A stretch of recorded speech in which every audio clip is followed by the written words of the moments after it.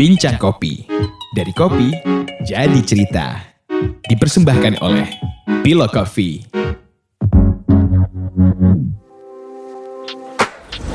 Selamat datang di Bincang Kopi, bersama dengan saya Dian. Hari ini telah hadir di studio kami Lydia Japar Halim. Beliau adalah seorang roaster, sekaligus pemilik kedai kopi Nine Cups Coffee and Roastery. Lydia juga merupakan Q-grader yang kerap menjadi juri kompetisi kopi di negeri ini. Halo Mbak Lydia, apa kabarnya? Halo Mas Dian, baik, terima kasih. Terima kasih Mbak ya sudah datang. Sama-sama. Sambil ini balapan roasting ini. Jadi gimana Mbak, kesibukan belakangan ini apa Mbak? Ya biasa, masih sibuk roasting sih, karena kan juga masih ngerjain semua sendiri. Oh masih sendiri sekarang roasting, nyeduh juga? Oh enggak, kalau nyeduh di kedai udah ada barista sih. Jadi sekarang fokusnya di roasting aja? Fokusnya di roasting. Termasuk mencari green bean juga? Iya, nyari green bean juga semuanya. Terus Packaging juga. Wah ini ya, apa Cupping sapu juga. jagat. Semuanya dikerjakan. Itu bagaimana tuh Mbak ngatur kesibukan Mbak tuh dengan apa, kan sudah ada anak juga dan sebagainya gitu Mbak? Ya masih juggling sih ya. Untungnya kan anak udah mulai sekolah. Jadi pas dia sekolah, jadi saya curi-curi roasting lah jam-jam dia ke sekolah. Terus permintaan dari pelanggan tetap bisa terpenuhi lah ya? Ya. Dengan keterbatasan itu. Ya syukurnya masih terpenuhi lah. Apakah benar Mbak Lydia orang tuanya juga sebagai bisnis kopi di Pasar Pagi? Iya, dari saya kecil sih orang tua saya ambil dari pabrik gede terus dijual lagi. Terus biasa dia campur sendiri Robusta, Arabica, sama ada yang blendnya. Karena kan nggak semua orang suka Arabica karena semua ribut. Maksudnya nggak mau yang asam gitu. Jadi emang udah akrab ya Pak ya dari kecil dengan kopi ini? Ya jujurnya sebenarnya dulu saya rada nggak suka sih. Malah nggak suka? Dulu waktu kalau ke toko sih selalu, aduh baunya nempel banget. Oh gitu? Di rambut, di baju kan. Terus selalu orang tua saya bilang, enggak ini harum kok wanginya katanya, kopinya harum gitu ya. Ya kena karmanya lah, udah kerja jadi kecanduan kopi kan. Itu sejak tahun berapa Mbak keluarga bisnis kopi itu? Dari saya kecil sih, dari tahun 80-an sih. Sampai sekarang? Masih? Sampai sekarang masih ya? Berarti masih. udah puluhan tahun ya? Iya. Ini menarik kan, padahal keluarga bisnis kopi. Tapi Mbak Lydia karirnya juga gak langsung di kopi Mbak ya? Enggak. Itu apa, budget supervisor, terus akuntan gitu. Terus akhirnya ujungnya ke kopi lagi tuh. Nah itu gimana Mbak ceritanya Mbak? Maksudnya kenapa Mbak gak langsung berkarir di dunia kopi tapi malah ke akuntan dulu misalkan? Pengaruhnya gimana tuh ya? Kan dulu saya bilang sih nggak suka kopi kan. Maksudnya kopi itu kayak barang apa sih ini? Terus cuma kan lama-lama kerja, terus dari rekan kerja saya kita sering lembur. Terus dia mulai dia suka minum kopi lah. Mulainya dari sasetan lah. Terus lama-lama enak juga nih. Terus mikir, aduh capek nih kerja udah belasan tahun. Terus emang udah berkeluarga kan, tapi belum dikasih anak. Terus mikir apa ya kira-kira yang bisa ini. Terus keingetan orang tua kan jualan kopi. Selalu orang tua suka cerita, iya nih si Anu mau ke luar negeri kemana, selalu minta digilingin kopi, dibungkusin katanya buat oleh-oleh. Oh berarti kopi Indonesia oke banget nih, bisa orang bawa oleh-olehnya tuh kopi dari Indonesia untuk ke luar negeri. Jadi makanya sih awalnya dari googling, belajar apa sih kopi itu. Terus sampai ketemu websitenya Cikopi. Terus dulu juga kenalan sama Pilo Coffee. Awal-awalnya. Terus akhirnya terjun lah itu ke kopi gitu ya. Iya.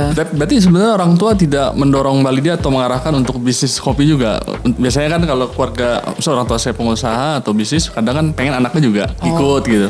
Enggak sih. Emang nggak didorong sama sekali ya? Nggak didorong sama sekali. Malah emang jalur kampus gitu ya. Iya. Jadi tuh akhirnya pas memutuskan bisnis kopi itu apa mengkonsultasikan itu ke orang tua juga Mbak atau gimana? Oh enggak, dulu awalnya kan cuma kayak hobi doang lah, belajar kopi ternyata di Indonesia banyak daerahnya, lain daerah lain rasa. Terus ya iseng-iseng coba seduh-seduh sendiri berbekal dari Google. Terus akhirnya ya orang tua sih nggak ngelarang. Akhirnya kan saya jadi awalnya ya dulu throwdown kan dikit. Yeah. Dari situlah mulai kenalan sama orang-orang kopi di situ. Terus akhirnya wah kayaknya specialty ini belum banyak yang masuk ke dunia ini gitu. Dan emang rada susah ngejelasin orang tuh kalau kopi nggak cuma pahit doang. Kayak jadi ada satu tantangan juga kepengen ngebuka ngejelasin ke orang-orang sekitaran tuh kalau kopi itu tuh banyak loh, nggak cuma pahit doang gitu. Sambil ya kali aja ada rezekinya bisa punya usaha sendiri gitu. Ya, saya ingat kan kalau nggak salah 2011 kali Mbak ya, saya mengenal Mbak tuh ketika beli barang di Pilo, terus banyak lah setiap ada alat baru Mbak Lydia pasti koleksi gitu ya. Banyak banget gitu Mar dulu. Terus 2014 akhirnya mutusin buka kedai kopi itu ya, Nine Cups itu ya. Iya. Nah, tapi ini Mbak, saya pengen nanya lagi yang soal bisnis keluarga ini. Itu dulu waktu Mbak, maksudnya saya nggak tahu apakah Mbak juga sempat ngikutin bisnis keluarga, misalnya animo masyarakat terhadap kopi yang keluarga jual tuh bagaimana gitu?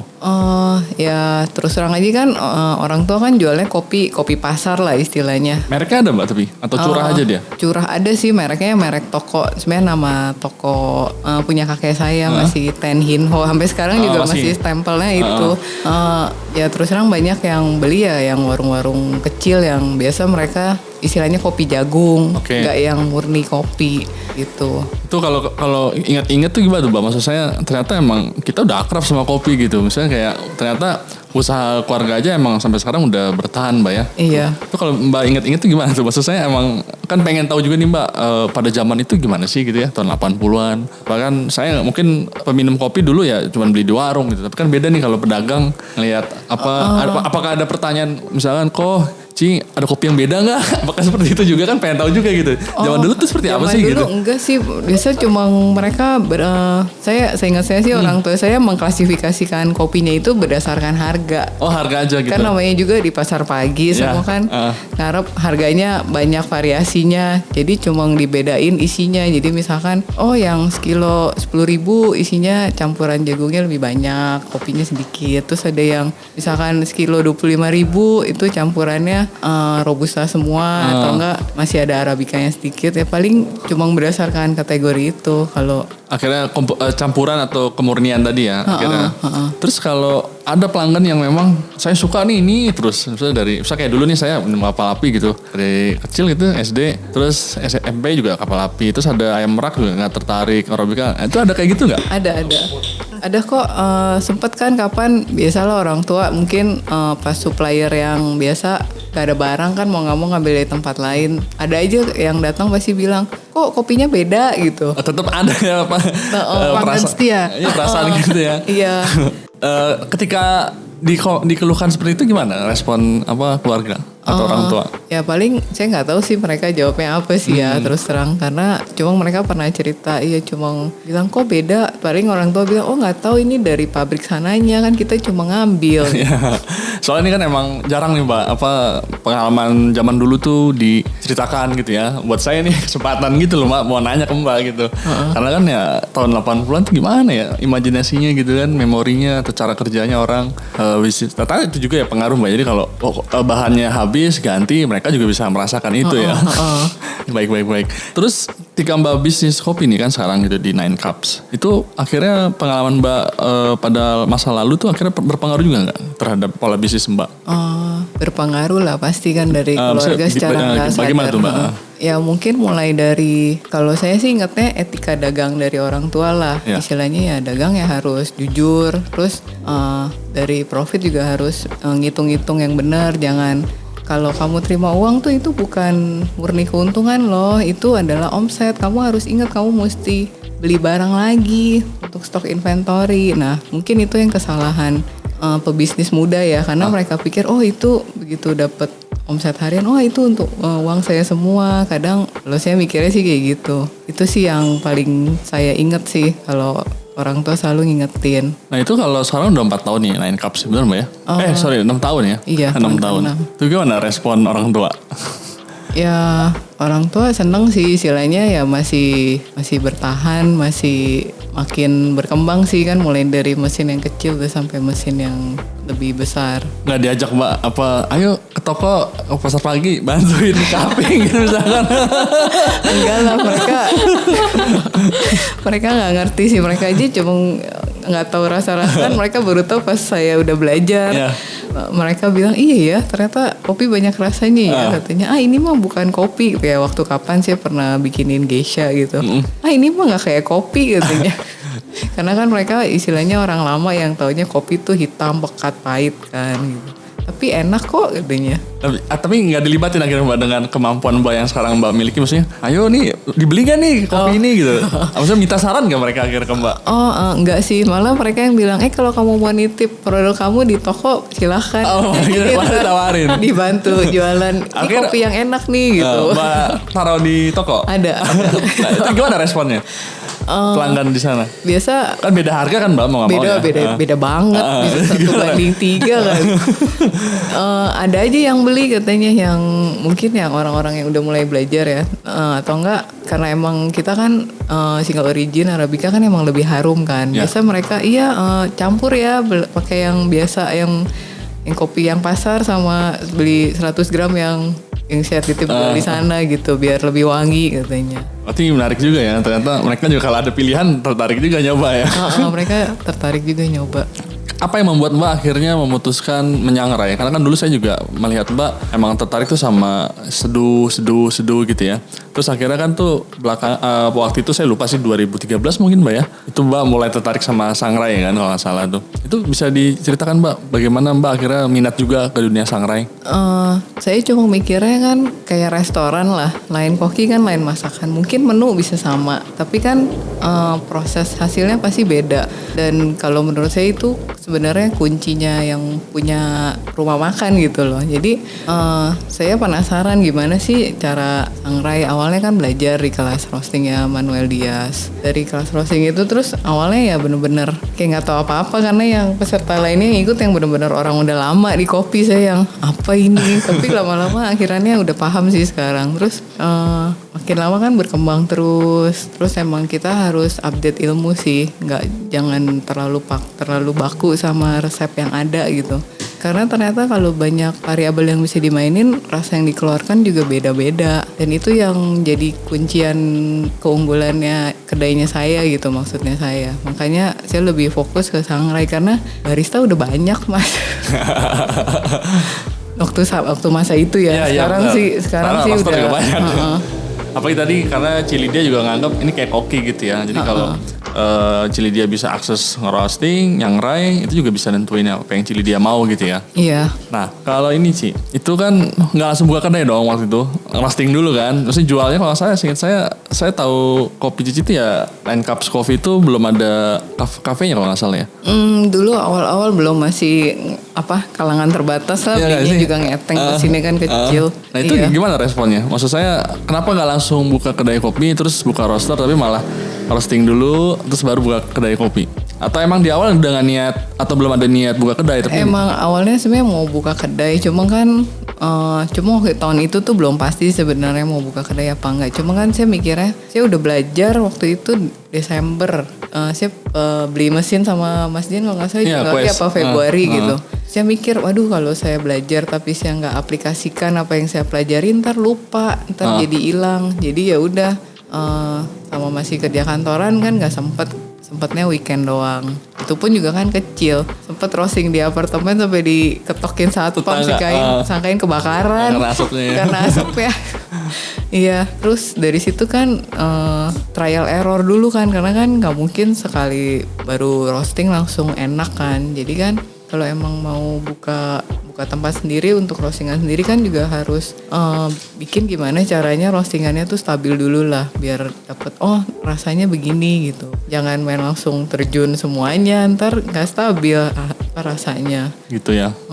Kalau saya tanya nih, putusan berhenti dari kerja apakah menyesal kalau sekarang ditanya gitu? Enggak sih. Kalau saya berhenti, tapi saya percaya sih semua tuh ada jalannya lah dari yang di atas. Tuhan tuh baik banget. Saya kan emang berhenti kerja sebenarnya tujuannya kan mau lebih nyantai karena mau punya anak. Tapi bener sih pas ya habis berhenti, langsung dikasih anak. Dan sesuai harapan kerja di dunia kopi misalnya bisa nyantai. Ternyata sama pusing juga, sibuk juga lagi kan. Kalau harapan ya semua kerjaan pasti ada pusingnya lah. Maksud saya tetap lebih nyantai kan, tapi Tetap dibanding lebih nyantai. kerja kantoran gitu. Iya. Tapi masalahnya income-nya tetap lebih enak kantoran. Ya kebayang. Karena kantoran kan lebih fix lah tiap Ya. bulan udah tahu saya pasti dapat pemasukan segini. Kalau ini kan tiap bulan naik turun gitu. Tapi pernah selama 6 tahun ini pernah pendapatan per bulannya melebihi dulu pendapatan kantor?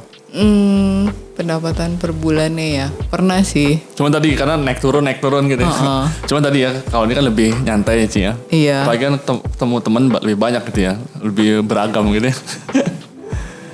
Itu respon teman-teman Cici waktu ditawarin kopi 9 Cup pertama kali itu gimana? Apakah ada yang ngeritik sambil ngasih saran atau sudah wah udah enak nih? Gimana tuh Ci waktu itu kalau boleh cerita? Kalau teman-teman kantor mereka masih nggak tahu karena kan istilahnya kopi itu baru booming kan belakangan ini aja Iya, kan. benar. Mereka ya cuma biasa datang waktu baru buka ya cuma ya biasa nyobainnya cappuccino, cafe latte gitu-gitu, bukan yang peminum filter lah. Mereka jadi nggak bisa kasih masukan juga kan. Tapi kan biasa saya kalau ada apa saya mungkin minta tolong. Saya suka kasih Beans untuk minta tolong. Iya tolong dong di review, dibantu review gitu. Paling sama sesama yang orang-orang kopi yang biasa suka ketemu aja sih. Dan itu emang dikasih kritikan waktu itu? Iya dikasih saran. Dan akhirnya tambah lah pusing lagi. Gimana caranya roasting yang bener deh. Udah belajar dan sebagainya. Itu emang ada gimana tuh Ci? Waktu kan misalnya Cici belajar juga sama Immanuel Diaz masalah ya. Terus akhirnya selain belajar mandiri gitu. Terus pas diterapin kadang kan wah kok gak sesuai nih gimana? Apakah pernah ngalamin gitu juga? Pernah pasti pernah. Kalau saya sekarang jadi kalau roasting nggak terlalu terpaku sama grafik sih. Sekarang? Terus terang aja saya mesinnya kan udah ada artisan lah, udah ke record itunya. Cuma sebagai buat kayak resep aja. Kadang nggak bisa diplek-plek sama sih resepnya karena kalau menurut pengalaman saya ya pengaruh dari lingkungan, dari jumlah quantity yang dimasukin ke mesinnya juga. Lingkungan tuh terutama kalau lagi hujan, itu beda banget humidity-nya tuh pasti berantakan banget. Tetap kayak koki kan udah ada feelingnya. Ini berapa sendok ya udah sih pakai feeling aja lah. Akhirnya pakai feeling ya? Dan berhasil? Berhasil. Lebih berhasil dibanding mengingat teori-teori yang dipelajari? Kalau buat saya ya. Iya. Kadang kalau teori kan sebenarnya kan semua nggak bisa applicable. Ke satu kita negara tropis, mereka kan negaranya lebih kering, pasti kan environmentnya beda. Kalau menurut saya pribadi ya, mungkin ada beberapa yang bisa dapet, ada beberapa banyak kan yang nggak dapet. Kalau saya nanya sesama roaster ya nggak bisa dapet plek-plek rasanya sama. Itu untuk akhirnya menemukan kesadaran, wah feeling aja tuh. Itu setelah berapa lama nyoba Ci? Setelah 2 tahun ya, 2 tahun Lumayan atau 3 lama, tahun. 2 tahun. Iya. Awalnya sih gara-garanya roasting kan sempet nyatet terus anak kan udah mulai belajar jalan tuh umur 2 tahun. Iya. Itu saya punya log chatnya dicoret-coret sama dia. Ya sudahlah. Agak sekalian tanpa catatan gitu ya. Iya. Tapi malah memberikan. Jadi kita kan bikin intuisi kita jalan aja. Jadi kan kita tahu kapan kita harus ngegedein api, kapan harus ngecilin, kapan menit sekian nih biasanya suhunya segini nih harus nyampe segini. Paling mikirnya di situ. Jadi udah feeling semuanya nih ya. Kalau ini apa mesin yang pertama kali Quest bener ya Ci? Iya, Quest. Setelah Quest apa Ci? Topper 1 kilo. Sekarang Froco 5 kilo. Oh udah emang naik ya dari 300 gram 1 kilo 5 kilo. Berarti berhasil ya. Puji Tuhan berhasil. Alhamdulillah. Itu kalau kan ada berapa mesin nih. Akhirnya Cici lebih cocok yang mana akhirnya mesin tuh? Listrik, gas? Lebih cocok yang gas sih, yang terakhir sih, yang Froco sih. Lebih cocok ya. Akhirnya kalau buat Cici kalau kan udah pasti udah nyoba berbagai mesin nih. Kira-kira yang paling cocok buat Cici tuh fitur mesin Sangrai tuh seperti apa? Fitur mesin Sangrainya kalau saya bisa dimainin airflow-nya, speed drum-nya. Udah 2 itu sih sama apinya kan. Kalau api kan semua mesin bisa. Jadi pilihannya emang pokoknya airflow sama kecepatan drum gitu ya. Itu akhirnya kalau tuh setiap alat ada kayak gitu itu lebih mudah buat kendalanya waktu itu apa, Ci? Atau sampai sekarang nih menyangrai kopi? Kendala Ya kesulitan, masalah yang Cici alami dari awal sampai sekarang, yang mungkin masalahnya juga udah hilang karena udah tahu jalan keluarnya, atau masih sekarang masih bermasalah, misalkan green bean-nya sampel beli apa gitu apa gitu kan. kayaknya itu masih sih kadang-kadang. Atau soal gas mati mendadak kan banyak hal ya, atau dikeluarin tiba-tiba mati listrik gitu kan. Kalau mati listrik iya pernah ada yang kebuang juga satu batch. Terus kalau gas habis ya nggak parah-parah banget sih karena selalu ada standby satu yang baru kan.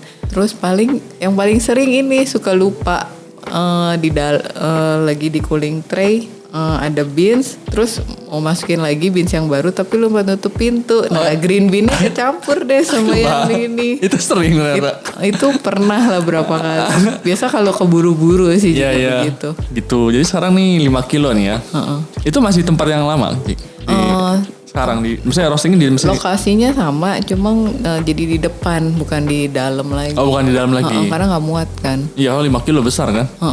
Di halamannya. Cilidia sebagai roaster untuk memilih green bean itu apa yang Cici cari atau tentukan atau syaratnya gitu untuk diterima di Nine Cups Coffee? Satu mungkin dari awal tampilan green bean-nya ya. Terus kedua dari pas kita taste rasanya unik nih. Kita belum dapat nih beans yang unik kayak gini, yang mungkin akhirannya clean banget atau enggak yang kompleks banget. Ininya rasanya acidity-nya rame gitu di mulut. Terus daerahnya juga kayaknya belum banyak yang pakai karena kan sekarang banyak banget samaan gitu beansnya daerahnya. Jadi makin lebih rumit sekarang ya menentukan kopi nih ya. Rasanya udah cocok nih. Tapi wah baik yang make. Sama terakhir harga sih. Oh harga gak maksudnya. Kan sekarang banyak nih eksperimental ya, Ci. Bagaimana Cici melihat perkembangan pasca panen kita nih? Banyak banget sih. Cuma balik lagi kontinuitasnya sih. Kalau pas kita mau beli lagi ada nggak barangnya? Terus apakah rasanya tetap sama? Bisa tetap konsisten? Selama ini yang Cici temukan emang bermasalah di stok gitu? Iya, biasa kan mereka pasti sedikit kan stoknya. Terus pasti udah banyak dibeli orang lah. Pas kita mau beli lagi nggak ada. Kalau ini berarti kalau Cici akhirnya mengatasi permasalahan green bean stok tuh gimana akhirnya strateginya? Paling ya saya biasa stok yang udah orang yang emang udah lama kita kerjasama sih. Jadinya ya stoknya aman. Selalu aman ya? Itu kalau buat roster-roster pemula nih gimana Cici sarannya? Ada Cici mungkin saran buat roster-roster yang... Soalnya saya juga sering nemu ini kan. Mas Dian beli green bean di mana? Lah emang sebelum memutuskan jadi roster emang nggak tahu nih beli green bean-nya di mana gitu kan? Saya emang nggak masalah, atau di kemasan juga ada kan tempat Pilo beli green bean-nya di mana? Ya tinggal itu baca aja di kemasan kopi Pilo. Iya. Emang ternyata banyak roster, walaupun maksudnya banyak sini nggak semua ya, tapi emang banyak entah tamu atau yang saya kenal itu kebingungan deh nyari green bean-nya tuh, Ci. Iya sih, karena terus terang kan banyak yang nawarin juga. Kadang sih juga kebingungan, banyak yang nawarin tapi ini daerahnya samaan. Kalau paling ya saran buat roster baru ya datengin aja event-event kopi. Biasanya kan di sana ada yang jualan green bean. Mereka juga biasa ngadain cupping. Jadi biar mereka udah tahu ekspektasi rasa kopinya tuh seperti apa, paling enggak dari kualitas bentukan fisiknya juga, harganya juga. Nah kalau ini Cici sebagai key grader sering dapat sampel kiriman dari pengolah atau petani? Biasa dari dari SCAI sih yang ngirim sih. Kita nggak tahu itu dari daerah mana, kan emang harus blind cupping ya, kan. Tapi itu dari SCAI ya, kalau dari pengolah jarang ya? Dari pengolah jarang. Terus kalau pengolah baru, misalkan Cici kan maksudnya ada supplier dong, pemasok gitu ya. Terus tahu Cici ini wah key grader nih, Cilidia nih, sekalian Cici tolong dong minta cupping formnya nilainya gitu. Sering gitu kan mereka juga atau? Oh enggak sih.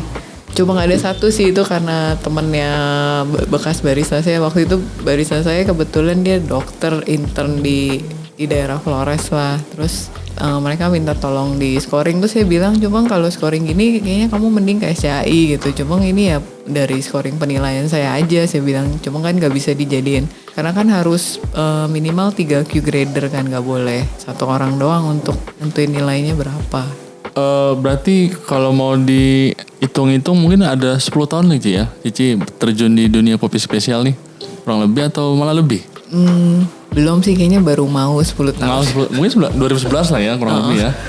Itu kalau dibandingin 2011 sama sekarang bagaimana Cici melihatnya? Udah makin maju banget sih. Makin banyak orang yang anak muda yang belajar kopi. Apalagi kan saya juga buka di samping kampus. Udah mulai banyak mahasiswa yang udah mulai bisa minum filter. Banyak yang nanyain. Terus kayak gitu dosen-dosennya juga udah pada belajar, pada mau belajar soal kopi. Terus sekarang juga event-event banyak banget kan. Sampai pusing sendiri, event mulai dari throwdown-nya lah, event pameran kopinya lah gitu. Udah makin maju sih, harapannya ya cuma agar masyarakatnya nggak salah pengajaran aja sih. Kan kayak mungkin ada yang salah ngejelasin dari awal jadi ke bawah terus gitu aja. Pernah nemu apa salah penjelasan itu seperti apa Ci? Ya mungkin ada aja sih ya yang istilah sekarang pendekar yang datang ke kedai. Banyak lah yang apa yang mereka katakan tuh kayaknya nggak begini deh harusnya gitu. Cuma mereka nangkep ilmunya mungkin setengah gitu atau nggak dapat dari orang yang beda-beda, jadi mereka nangkepnya juga beda maksudnya. Ada contohnya Ci? Misalkan? Ya mungkin ya, iya biasa harusnya seduhnya di suhu sekian dengan granulasi sekian, ntar pasti rasanya gini. Oh sampai segitunya ya? Berarti Cici itu akhirnya digituin tuh gimana responnya? Oh biasa saya bilang barista saya diiyain aja tapi tetap ngebrunya pakai resep kamu. Ntar kalau enggak mereka ini kan kamu kan nggak biasa resep. Iya, ntar nggak enak. Ntar nggak enak kamu yang disalahin gitu kan. Lebih pusing. Dan itu masih sering terjadi? Udah nggak terlalu banyak sih, tapi ada lah pernah beberapa kali. Tapi terlepas dari itu yang jelas perubahannya lebih menyenangkan ya. Akhirnya banyak pelanggan di tempat Cici juga sekarang yang dulu mungkin sekedar minum sekarang udah mulai tertarik, pengen tahu. Bahkan tadi dosen tuh sampai pingin belajar gitu ya. Iya. Berarti itu membantu penjualan dong harusnya. Iya sih. Apa kalau nggak itu kan percuma juga ramai tapi kok nggak ada yang ini ya. Iya. Tapi tetap dilema sih sekarang. Dilemanya seperti karena apa? banyak kopi susu kan. Sekarang juga di samping kampus sudah ada beberapa buka kopi susu lah. Ya otomatis siswanya lebih banyak ke sana karena masalah harga juga dan lebih manis-manis kan. Dan mahasiswa yang biasa ke tempat saya tuh yang minum filter biasanya yang udah mau lulus. Bukan yang mahasiswa baru. Berarti karena mau lulus lebih tegang, lebih berat. Ya Butuh kan? kafein lebih banyak. Skripsi kan. Atau tugas akhir kan. Oh ya ada pengaruh berarti. Itu bisa jadi topik skripsi ya. Penelitian ya. Pengaruh tingkat akhir kuliah terhadap konsumsi kopi. Oh iya, bisa. Tapi bener loh ada yang lagi skripsian. Hampir tiap hari dia datang, bisa sehari, bisa ngopinya bisa 2 kali. Filter lagi dua-duanya. Berarti harus nyari kampus yang memang ramai mahasiswanya. Jadi per tahunnya selalu ada yang mau lulus kan. Untuk Tarumanegara ramai ya Ci ya. Iya. Terus akhirnya dengan perkembangan es kopi susu itu Nine Cups juga Nine Cups juga jual es kopi susu yang sekarang modelnya? Kita enggak sih. Cappuccino aja gitu ya? Cappuccino latte. Karena kesatu kan masalah harga kan. Tempat kita kecil, kalau kita jual itu kalau mereka pada masuk semua nggak ada duduknya juga. Kan nggak mungkin ngusir juga kan. Kalau mau tugu juga nggak mungkin nggak kasih mereka masuk. Biasanya tetap aja, cuma kita dari roasterinya kita ada supply untuk es kopi susu gitu. Nah itu bahannya apa spesial atau yang bukan spesial kalau supply ke es kopi susu seperti itu Ci? Bahannya sih sebenarnya buat saya sih masih grade 1 sih, masih bagus. Terus terang aja saya nggak mau pakai beans yang kurang bagus karena sayang mesin roastingnya mas. Nah jadi terkait supply atau masuk permintaan es kopi susu, berarti tapi sering juga itu. Maksud saya sering juga permintaan yang kualitasnya rendah. Terus terang saya sih nggak main yang kualitasnya rendah sih, karena kesatu saya ngelihatnya aja ngelihat green bean-nya. Terus kedua sayang sih mesinnya. Sayang mesin tadi ya. Ntar nyelip susah, repot, mesti panggil teknisi, bersihin dulu. Jadi sekurang-kurangnya grade 1 berarti. Iya. Dan itu biasanya Arabica atau campur atau tergantung permintaan lah. Biasanya sih campur, tergantung permintaan sih. Ada juga full Arabica sih. Tapi es kopi susu ini baru mulai sih, baru paling 2 bulan terakhir ini. Baru 2 bulan ini Ci Lydia nerima. Atau sebelumnya emang udah ada yang Ci tolong dong supply, Ci nggak mau, atau baru sekarang gitu? Sebelumnya sih nggak ada sih. Maksudnya kita jualannya yang paling yang Arabica campur Robusta doang. Itu yang biasa kita majuin buat kopi susu. Cuma kan dari sisi mereka kayaknya harganya masih tinggi masuk. gitu. Terus dari temen ada yang nawarin beans. Terus saya lihat bagus kok beansnya, ya udah jadi dia juga bantu jalanin. Ya udah jadi saya terima aja kopi susu. Ya nggak apa-apa lah, untungnya sedikit. Tapi kita main putaran cash flow aja. Dan itu bagus akhirnya selama 2 bulan ini potensinya. Potensinya ada sih. Soalnya emang es kopi susu kan makin banyak sih ya. Terus kalau kita lihat juga mereka juga bersaingnya gila-gilaan tuh gitu kan. Banting sana, banting sini kan. Beli satu gratis satu. Jadi emang kalau berhasil ya menarik gitu kan sebenarnya buat apa kalau bisa ngasih bahan yang bagus gitu ya ke mereka juga, tapi harganya masuk gitu. Walaupun ya kecil untungnya. Tapi beberapa teman-teman ya emang udah mulai kok mereka masuk sampai lumayan tuh Ci, bisa bertonton berbulan. Wah itu sih bisa nggak tidur. Bisa nggak tidur. Atau ganti mesin. Ganti mesin. Jadi 15 kilo ya. Tapi kalau pandangan Cici sendiri terhadap es kopi susu kekinian ini gitu, itu gimana Ci? Ini sih udah kayak bubble ya, udah banyak banget. Udah tinggal nunggu pecahnya aja. Saya inget zamannya dulu frozen yogurt. Ya gimana akhirnya tuh? kan yang bertahan tinggal Sour Sally ya. Sama Heavenly Blast itu pun akhirnya jual botolan ke supermarket. Ya balik lagi ke konsumennya sih. Nah sekarang kan yang lagi mulai naik daun bubble tea lagi kan. Dulu juga bubble tea sempat naik, terus sekarang hilang, terus mulai lagi. Ya kalau saya sih nggak terlalu fans sama es kopi susu ya. Emang udah gak suka dari awalnya? Karena manis banget. Terus banyak creamernya ya. Creamer itu kan sebenarnya lemak ya. Nabati ya. Nggak terlalu bagus buat tubuh sih sebenarnya. Jadi skenario terburuk ini kalau pecah gitu ya banyak yang tutup gitu ya. Ya mudah-mudahan enggak sih ya. Mudah-mudahan hanya menurun, jangan sampai tutup, kasihan juga sih mereka. Sama ini tadi kan serapannya juga tinggi kok bahan baku ya ternyata ya. Mau baik pun kualitas mas, semua bahan juga bisa diserap kan Ci ya, kayak gitu. Kalau ngomong-ngomong soal 9 Cups nih, itu tujuannya apa nih Ci ke depannya Cici? Pengennya apa ini melewati 9 Cups nih? Sebenarnya saya sih dari awal bukan 9 Cups tuh emang lebih mau fokus ke roastery sih, nggak terlalu ke kafenya. Di belakang layar aja lah yang supply beansnya, biar coffee shop lain yang dapat namanya naik. Iya gitu. Ya kalau bisa ya kita sih masih lebih mengunggulkan kopi-kopi Indonesia. Kopi luar terus terang aja dijual malah kurang laku ya di kita, karena orang lebih taunya kopi lokal Indonesia. Dan Malah gak laku ya? Iya susah banget jualannya kopi luar ya. Bukan karena harga juga kan itu ya? Mungkin karena harga juga ya, tapi kalau buat rasa kan pasti sih juga kurasi yang menurut saya enak lah. Kalau nggak enak ya saya nggak mungkin jual lagi kan. Ya balik lagi emang marketnya kalau di daerah barat ya rada susah sih. Jadi emang kedepannya pengennya cita-citanya tadi jadi roaster aja gitu ya. Jadi yang terkenal malah pelanggannya gitu Ci ya. Iya di belakang layar aja lah nggak apa-apa. Apa sih enaknya jadi Q-grader Ci? Enaknya apa ya, paling cuma jadi bisa nyicipin banyak kopi ya. Gak mabok malah kalau banyak. Kan gak harus diminum semuanya, bisa di speed mas. Jadi lebih terbuka lah ya wawasannya, nggak cuma tahu kopi-kopi yang biasa aja. Terus ya kalau Q-grader enaknya kalau emang ada event kopi kita kayak dapet privilege untuk ngejuri lah, kayak ada satu keunggulan lebih. Ya, kan emang tetap ikut judge calibration atau enggak ikut ujiannya juga, tapi kan paling enggak dengan kemampuan kita punya sertifikasi Q, paling enggak udah dianggap kita capable lah gitu untuk ngejuri.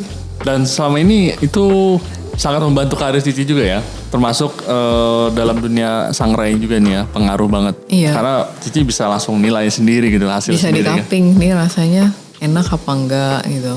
Nah, pernahkah mengalami apa yang Cici nilai gitu, terus kan dijual nih kopinya gitu, terus pelanggan nangkapnya beda. Misalkan ini contoh aja Ci ya, Cici bilang pisang, terus pelanggan bilang ini bukan pisang Ci, angka. Nah itu gimana Ci? Pernah kayak gitu kah? Pernah sih. Sering atau gimana?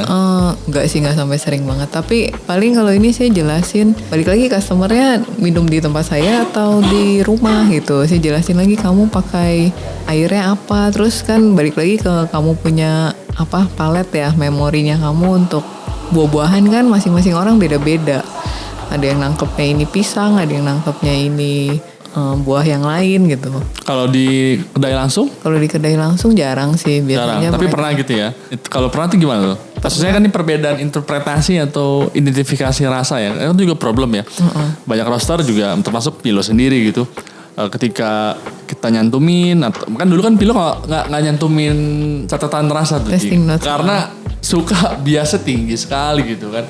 Apalagi kan beli di rumah ntar dia dapat apa saya dapat apa. Kalau berbeda doang sih nggak apa-apa. Misalkan Mas Mbak di kemasan bilangnya teh, ternyata buat saya bukan teh. Sekedar itu kan nggak masalah gitu. Cuman kayak ini nipu ya, kan agak pusing kayak gitu loh. Intimidatif ya. Sangat intimidatif gitu. Ini gimana sih nggak bener nih, bohong nih. Jadi kadang saya tuh maju mundur gitu.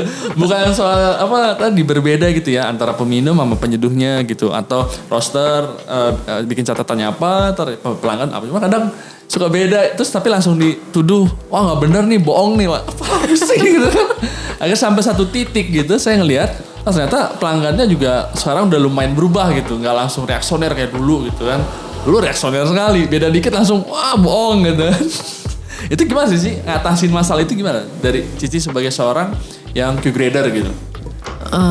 Paling ya kita cuma bilang ya itu kan menurut saya, karena kan mungkin aja kan palet saya beda, saya kan konsumsinya apa, kamu kan konsumsinya apa. Nah kalau saya biasa diplomatis bilangnya ya udah yang penting enak nggak gitu. Kalau enak oh ya udah. Beres masalah harus. Iya. Dan emang harus aku ini kadang ada orang komplain sebenarnya tuh kopinya dia suka enak, cuman beda aja kata dia, tapi nggak sesuai nih masih dia terus. Ya udah terus nggak sesuai mau gimana? Nah, kadang ya kalau satu pelanggan, dua pelanggan masih enak sih. Tapi kalau udah puluhan, ratusan setiap hari kan malah punya gimana menjawab ini ya. Pengennya kan nyenengin mereka gitu. Tapi ya alhamdulillah sih sekarang enak lah. Pelanggannya nggak segalak dulu kok. Dulu galak banget pelanggan, serem. Sekarang kan malah kayaknya udah jarang nih galak-galak. Iya, kebanyakan udah kayak temen lah istilahnya datang. Nah, ya kalau saya senang-senang aja sih nanyanya baik-baik.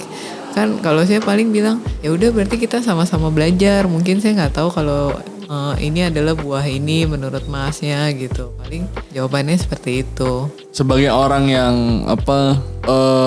tidak langsung terjun ke dunia kopi, terus tertariknya juga awal seduh, terus sangrai, terus akhirnya Q-grader, itu ada saran Ji kalau orang pengen meningkatkan kemampuan sensoriknya? Paling sarannya cuma perbanyak makan jenis buah-buahan sih, karena terus terang aja kita di Indonesia kan buah-buahan yang ada di flavor wheel itu kebanyakan buah-buahan di negara luar, di negara Eropa sama Amerika kan. Di kita jarang banget dan biasanya mahal banget kan. Paling ya ikut kelas sensori, ya kebetulan rekan teman sesama roaster kita kayak Smoking Barrel kan suka adain kelas. Nah itu mungkin kalian juga boleh ikutan gitu. Kalau Cilia sering mengadakan cupping publik, uji cita rasa secara publik? Jarang sih, dulu sempat waktu awal-awal buka waktu masih jaga sendiri. Tapi kan karena di samping kampus nggak ada peminatnya jadi jarang. Biasa kita cupping internal aja sih. Paling sama barista yang ada atau sama customer regular yang pas ada di sana. Paling kita sama-sama cupping terus paling minta saran, enak nggak atau enggak, iya menurut kamu apa gitu aja sih. Ngomong-ngomong ini barista tadi saya baru pikiran juga pengen nanya, lupa. Bagaimana Ci mengelola kedai kopi itu? Tantangannya apa tuh? Ya susah sih cari barista sih. Kan kebetulan barista kita part time semua yang nggak ada yang anak masih full kuliah. Dulu sempat full tapi kerjaannya nggak terlalu banyak soalnya. Oke. Jadi bosen dia aja. Iya. Terus keluar ya udah, jadi emang lebih cocoknya part time. Terus ya paling susahnya karena kalau nyari yang udah pengalaman kadang mereka dikasih tahu suka nggak mau dengerin. Kalau nyari yang belum pengalaman ya balik dari nol lagi ngajarinnya. Sama-sama capek ternyata. Ngajarin dari nol capek. Kalau debat tercapek juga gitu ya. Tapi yang penting merekanya mau belajar sih kalau buat saya. Nggak apa-apa mereka belum punya pengalaman tapi mau belajar, yang penting kan itu. Buat apa kalau orang yang nggak mau belajar cuma terlalu money oriented, diajarin juga nggak ada gunanya, cuma kayak robot aja, nggak bisa ngadepin perubahan. Kan kadang nggak semua jenis jenis beans kan metode seduhnya sama, resepnya kan beda-beda, mereka harus rajin ngulik gitu. Saya selalu tekanin ke barista saya nggak nekenin resepnya harus sekian-sekian. Balik ke masing-masing karena kan namanya manual brew kan masing-masing orang beda kan tuangannya, jenis ininya, sukaannya apa. Tapi yang penting kamu tahu kalau kamu misalkan suhunya kamu bikin lebih tinggi atau enggak grind size-nya kamu lebih halusin, itu akan hasilnya apa gitu. Dan kamu tahu daerah-daerah ini kan rasanya beda-beda. Paling kamu bisa tahu preference customer tuh mereka maunya yang seperti apa. Jadi kamu bisa ngarahin. Itu aja sih. Ngelola kedai kopi sama ngelola penyangrai lebih sulit mana sih? Kedai kopi sih menurut saya. Makanya emang pengennya roaster gitu ya. Dan kenapa kok belum diwujudkan sih? Jadi roaster aja gitu full. Kenapa ini? Udah nanggung, mas udah beli mesin deh, gimana ya? Jadi lab sih kan gitu kan. Aduh. Tapi kan kasihan ntar yang kerja mas. Iya kan? Sekarang ada berapa berarti? Ada 5 sih. Oh banyak ternyata. Ya. Atau dilibatkan. Itu kalau buat resep berarti Cici juga yang mencari itu? Enggak sih, untungnya beberapa dapat mereka juga udah ada pengalaman. Jadi kayak dari dia ngajak temennya lah istilahnya, yang jadi nggak terlalu repot juga lah untuk ngajarinnya. Paling saya tiap kali cuma bilang ya di sini kita dibebasin kalian untuk explore. Yang penting saya menggarisbawahi tahu diri gitu. Oke. Jadi kita nggak batasin kalau kamu nggak boleh nyeduh ini. Yang penting kamu tahu diri, jangan ntar seduh nggak enak terus dibuang-buang gitu ya. Sehari ya bisa boleh berapa kali kamu sanggupnya. Kamu harus explore sendiri gimana cara dapetin rasa. Karena kan saya juga nggak bisa plek-plek ngasih resep, belum tentu dapat rasanya sama kan gitu. Dan itu akhirnya mereka nyari resep sendiri gitu ya. Dan pernah kejadian ketika mereka nyari resep sendiri pas dicoba kurang cocok sama Cici? Pernah sih. Dan kalau kayak gitu gimana? Biasa mereka abis nyeduh mereka nanya sih, ini gimana rasanya, udah oke nggak? Terus paling saya bilang, kok nggak ada ininya ya, nggak ada manisnya, nggak ada buah-buahannya, kok hilang gitu. Kamu pakai suhu berapa, grind size-nya gimana? Terus paling saya kasih masukan, kayaknya grind size-nya boleh nih dikasarin, terus suhunya diturunin dikit, terus kamu pakai yang immerse atau yang biasa V60-nya, terus sama waktunya berapa menit. Paling sih cuma kasih mereka masukan, suruh mereka coba lagi. Kembali ke ini Ci, yang soal green bean, jual kopi Indonesia malah lebih laris tempat Cici dibanding luar gitu ya. Nah ini kan sekarang kalau dulu mungkin kita nyari green bean luar susah sih ya, harus ngimpor sendiri bahkan, kadang harus patungan gitu ya, dan belum tentu mau juga teman-teman kan. Terus pas ngimpor sendiri lebih ribet lagi, tapi makanan gitu kan bahannya. Nah sekarang kan sudah mulai muncul tuh perusahaan-perusahaan dari Indonesia yang memang jadi importir gitu ya. Nah itu Cici ngeliat itu gimana tuh? Maksud saya kan mau gak mau sekarang roaster itu jual kopi impor udah mudah gak kayak dulu gitu. Dibanding dulu tuh sesuatu banget lah jual kopi impor tuh, mewah lah. Wih bisa ngimpor dia, ngeri nih, aksesnya dari mana gitu. Sekarang kan kayak tinggal udah biasa aja. Instagram bahkan Topet ada gitu loh. Nah, cuman maksud saya Cici ngeliatnya gimana nih? Kita sebagai negeri produsen, terus konsumen juga sih, sekarang dengan mudahnya kopi impor, kira-kira ada pandangan sih terhadap masalah ini? Sebenarnya saya malah berharap para petaninya bisa makin terpacu untuk bisa bikin kopinya seenak kopi yang diimpor oleh perusahaan-perusahaan ini. Ya ada yang memang diimpor tuh yang emang rasanya luar biasa, ada yang rasanya biasa aja. Menurut saya masih lebih enakan kopi lokal. Sebenarnya balik lagi ke customer preferensi, mereka lebih suka yang kayak gimana. Tapi memang sih ada aja sih customer yang kayaknya lebih mengagung-agungkan kopi impor, kayak kesannya prestis, lebih mewah. Tapi kadang kalau yang mereka itu, saya kalau bisa saya jelasin sih, coba dulu kopi ini lain kok gitu. Rasanya bisa nggak kalah sama kopi yang tadi kamu jelasin gitu. Dan mau mereka nyoba atau orang tersebut? Mau. Terus setuju dengan pendapat Cici atau? Ada beberapa setuju sih, dan mereka baru kayak kebuka, oh iya ya ternyata kopi Indo ada juga yang enak banget gitu, nggak cuma nggak harus kopi lokal, kopi luar gitu maksudnya. Itu emang kurang luas juga kali ya? Iya. Karena emang terbatas juga kan mungkin informasi kopi lokalnya gitu ya? Iya kan, apalagi kalau lihat ke supermarket, lihat kopi yang luarnya kan biasa aja, paling cuma Brazil, Kolombia kan. Itu buat Santos gitu kan, berarti Santos. Yang emang commercial grade kan. Nah itu kalau kopi apa yang paling dari Indonesia yang Cici paling katakanlah gimana ya? Wah ini enak banget, atau ini wah beda banget nih, distinktif gitu. Ada sih? Ada. Dan barangnya dikit lagi kadang gitu kan. Iya betul. Udah enak tuh mau bilangnya gak bisa lagi. Ada sih. Apa waktu itu tuh? Yang sekarang sih lagi dapet Toraja Asong punyanya Dapur Kopi. Oh Toraja Asong tuh, Mbak Christine gitu ya? Mbak Christine, Oh, itu perlu diundang Mbak Torajahan. Christine. Oh dari Mbak Christine. Itu paling ini banget. Saat ini itu sih yang bikin saya surprise sih, kopinya. Dan ternyata emang itu dia masih project sih, bikinnya emang masih jumlahnya sedikit. Dan kalau buat saya dibandingin sama kopi Ethiopia dia nggak kalah. Terus harganya juga sih, saya bilang kok harganya mahal banget. Iya soalnya di Toraja sana beli cerinya mahal banget katanya. Emang lagi mahal sekarang sih ya? Iya. Green bean ya. Itu gimana tuh sebagai roaster kan udah persaingannya besar, terus mau menjual juga ya tadi ya persaingan gitu, terus bahan baku naik terus gitu kan, kue semakin kecil, nah itu gimana tuh perasaannya tuh? Rezeki udah ada yang ngatur sih mas. Akhirnya begitu ya, rezeki udah ngatur ya. Jangan-jangan tuh panasnya doang kayak penenang hati padahal mah, aduh pusing nih mah. Iya apa sih. strateginya Cici untuk melihat keluar dari masalah seperti ini tuh? Saya sih lebih mikir ya balik lagi ke tagline awal saya, lain koki lain masakan. Oke. Ya bolehlah customer yang itu nyoba kalau emang udah ini balik lagi kok customer setianya, nggak usah takut kalau akan kehilangan customer, kalau yang penting kamu bisa jaga kualitas. Nah itu yang kita garis bawain, kualitas bukan kuantitas. Kualitas ya. Oke nih Ci, tanpa kerasa nih hampir 1 jam nih Mar, bener ya? 50 menit lah. Pesan terakhir nih Ci buat para pendengar. Mungkin Ci punya harapan lah gitu.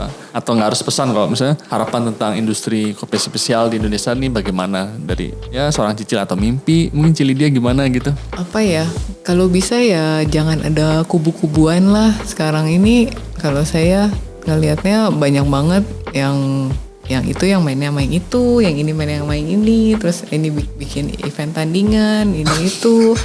Ya mungkin mereka beda generasi lah istilahnya. Kalau bisa ya mbok saling bersatu lah, jangan masing-masing mau berdiri sendiri, karena ya kalau bisa kayak Indonesia lah, merdeka kan karena semua bersatu. Bukan kubu-kubuan gitu ya. Bukan kubu-kubuan. Karena kan kadang kelihatannya kayak ada yang geng-geng sendiri yang prestis, terus ada yang ya begitulah. Saya nggak ikut mana-mana kok mas. Karena udah sibuk ya ngerosting terus ya. Selain kubu-kubuan ada lagi mungkin harapannya atau mimpinya? Mimpinya ya petani Indonesia kalau bisa produksinya yang konsisten, karena selama ini kan mereka kalau lagi bagus terlena, jadi begitu pas yang berikutnya kok kualitasnya kayak gini, kita yang roastingnya juga pusing gitu. Belinya juga bingung, mau jelasin ke customer juga bingung.